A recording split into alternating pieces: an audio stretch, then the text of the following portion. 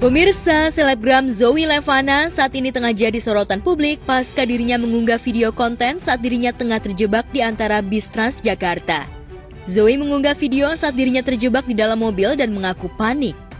Dalam video yang diunggahnya, Zoe mengaku tak sengaja berkendara dan masuk jalur busway. Zoe juga sempat keluar mobil menunjukkan situasi yang tengah dihadapi saat itu, di mana mobilnya terapit di antara busway. Zoe mengaku dirinya panik lantaran mobilnya tak bisa bergerak dan harus menunggu sampai 4 jam. Guys, aku nyangkut. Oke, bentar, kita coba turun ya. Maksudku apa? Ini ya, lihat ya. Kita nggak sengaja ke jalur busway karena mama salah nyetir. Di depan ada bus dan dia nggak jalan dari tadi. Di belakang juga ada bus, jadi kita stuck dan kita di sini ada ini, jadi kita nggak bisa jalan, guys. Dan kalian tahu nggak, ini tuh sampai depan, jadi depannya itu busnya itu full banget, ada banyak banget, nggak mungkin bisa jalan ini, panas juga ini. Ini kan gede, ini mobilku kecil dan di situ semua bus lagi sampai belakang. Oh my god. Like, can you guys help me? Like, solusinya gimana? Please komen di bawah. Saya panik ini 4 jam katanya ini sampai jam. Apa ya? Nanggapin apa? Menanggapi itu dia kan masuk jalur busway. Aku nggak tahu, tapi yang pasti kalau masuk jalur busway sih nggak boleh. Cuman aku nggak tahu yang lagi katanya ini aku nggak tahu. Jadi kayak kalau misalnya masuk jalur busway ya salah sih menurutku. Jadi dia pribadi dia lah mau cari simpati dari netizen atau emang dia beneran kejepit. Aku rasa juga hal yang susah ya buat konten di antara dua busway yang terjepit itu juga hal yang nggak logika juga. Kalau bukan kecelakaan mah apa gitu. Jadi masuk buat konten juga kayak gitu ya, aku nggak tahu, tapi intinya ya kita jangan terlalu ekstrim lah kalau lagi ngendara ataupun lagi masuk jalur busway, harusnya jangan, itu aja sih. Selebgram ada aja kelakuannya.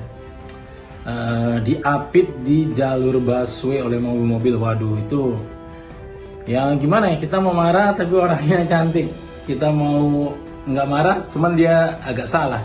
Tapi perlu diperhatiin, memang di sini agak-agak bingung nih, karena bisa jadi ada yang bilang ini untuk konten atau ini kejadian nyata. Tapi kalau dilihat dari videonya sih ya, sepertinya ini ada sesuatu di balik kejadian ini.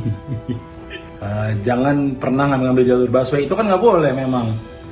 Cuman mungkin dia ngerasa selebgram kali dan cantik gitu, jadi dia kayak suka-suka gua lah, bebas berbuat. Tapi nggak boleh ya non, itu tetap salah. Nah, aku nggak tahu kakak itu tahu atau enggak tentang peraturan menerobos jalur busway. Dan kalau memang terjadi atau ini sebuah konten, ini sangat disayangkan ya sebenarnya. Dan untuk kedepannya semoga para konten kreator atau public figure lebih bijak lagi dalam membuat konten supaya tidak terjadi kegaduhan di netizen, karena ternyata di konten tersebut malah memuncak nih emosi para netizen karena mungkin kesalahan itu. Alih-alih panik dan meminta tolong dicarikan solusi, Zoe justru mendapat beragam komentar dari netizen. Kepanikan yang diungkap Zoe justru tak menuai simpati netizen. Cukup wajar tentunya mengingat jalur busway harus steril dari pengguna kendaraan pribadi. Jalur tersebut memang hanya dikhususkan untuk bis Transjakarta saja. Sejumlah netizen pun menyayangkan sikap Zoe yang tak terlihat merasa bersalah. Di lain tempat, gara-gara persoalan warisan, seorang anak di rumah dusun Gadungan, Desa Karanganyar, Malang, Jawa Timur yang diketahui bernama Hoirul Ramadhani, tega merobohkan rumah orang tuanya. Dari video yang beredar di media sosial, terlihat video sebuah rumah yang tengah dihancurkan dengan menggunakan alat berat bulldozer hingga rata dengan tanah. Sangat sering sekali terjadi ya hal seperti ini. Jadi saya jadi teringat pesan ibu saya. Beliau pernah mengatakan bahwa ibu bapak tidak meninggalkan harta yang banyak, tapi ibu bapak sudah meninggalkan ilmu dan juga keterampilan untuk anak-anaknya. Insya Allah itu bermanfaat dunia akhirat. Ya Allah, na'udzubillah min dzalik, mudah-mudahan tidak terjadi pada diri kita, anak keturunan kita maupun keluarga kita yang lain. Ya Allah, mudah-mudahan kita dilindungi dari perbuatan tersebut. Jadi siapapun kalau punya persoalan, kalau punya permasalahan dengan orang tua, diselesaikanlah dengan cara musyawarah, diselesaikan dengan cara baik-baik, tetap santun, tetap menghormati kedua orang tua. Apapun yang terjadi, orang tua sudah mendidik kita, membesarkan kita dengan cinta kasih sayang. Astagfirullahaladzim. Kalau dari aku pribadi, aku aja nih yang gak bisa menjadi apa-apa. Bahkan aku belum bisa menjadi siapa-siapa. Minimal berbakti kepada kedua orang tua itu eksistensi dong, kelihatan. Jangan bikin orang tua kecewa.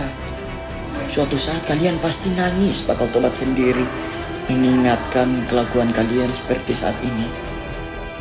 Teruntuk kalian yang gak pernah mendapat warisan dari orang tua kalian, sabar. Sangat disayangkan sekali ya, itu rumah malah dirobohin gitu. Padahal kebanyakan untuk saat sekarang ini kita sebagai anak tuh ingin memberikan yang terbaik buat orang tua ya. Contoh ngasih rumah atau bangun rumah buat orang tua gitu. Nah dikarenakan itu katanya warisan ya dan harus dibagi 4. Ya itu kan bisa dibicarakan baik-baik gitu, nggak perlu dirobohin juga gitu. Dan di situ mungkin ada hak buat orang tuanya, ada hak buat saudara-saudaranya, itu kan bisa dibagi rata, ya kan? Daripada sekarang malah dirobohin, terus ujung-ujungnya nggak dapat apapun, yang ada rugi. Dari keterangan video, peristiwa tersebut terjadi karena dipicu persoalan harta warisan. Awalnya Hoirul meminta dibuatkan rumah dan warisan, namun sang ibu Sugiyati menawarkan akan memberikan uang 25 juta rupiah kepada anaknya tersebut. Namun Hoirul merasa tak puas dengan apa yang didapat sehingga dengan tega memilih untuk merobohkan rumah yang ditempati ibunya tersebut. Video dan cerita tersebut menuai beragam komentar publik, banyak yang merasa miris dengan apa yang dilakukan Hoirul pada ibunya, bahkan ada yang menyebut Hoirul tidak bersyukur dengan rezeki yang didapat.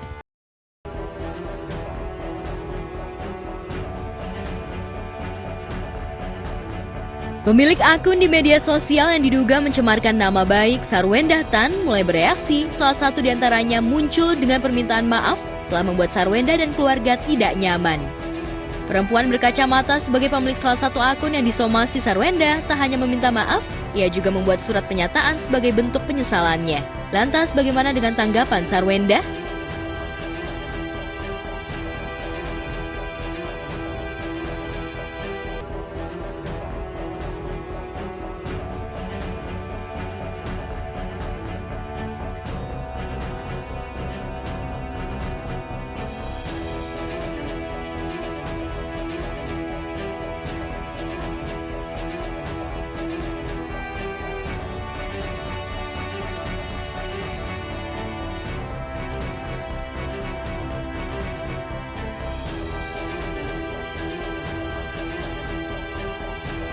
Sarwendah benar-benar kesal dengan ulah netizen yang mengusik keluarganya, sehingga membawa kasus ini ke jalur hukum. Sarwendah mengambil langkah tegas mempolisikan akun yang menudingnya memiliki hubungan spesial dengan Betran Peto. Kenapa gara-gara kalian saya harus, anak-anak saya harus seperti itu gitu. Makanya saya akhirnya bertindak karena ini udah bertahun-tahun dan dia juga bisa baca dan banyak teman-temannya juga. Jadi kalau misalnya kalian berpikir seperti itu, kalian coba di posisi saya sebagai seorang ibu yang tidak mau membedakan semuanya, tapi malah di framing yang lain kepada orang-orang yang selalu memframing saya seperti itu. Jadi sekarang ini Sarwendah sangat-sangat tidak mau sebenarnya berurusan dengan hukum. Dia tetap membuka pintu maaf buat semuanya, tetapi mohon sekali lagi jangan salah artikan ya kebaikan Sarwendah ini ya, tapi mohon dimanfaatkan supaya semua bisa baik-baik saja.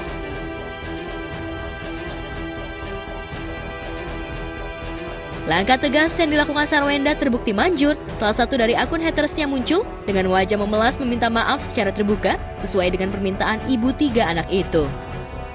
Dan setelah satu akun meminta maaf, akankah akun-akun yang lainnya melakukan sesuai dengan keinginan Sarwendah?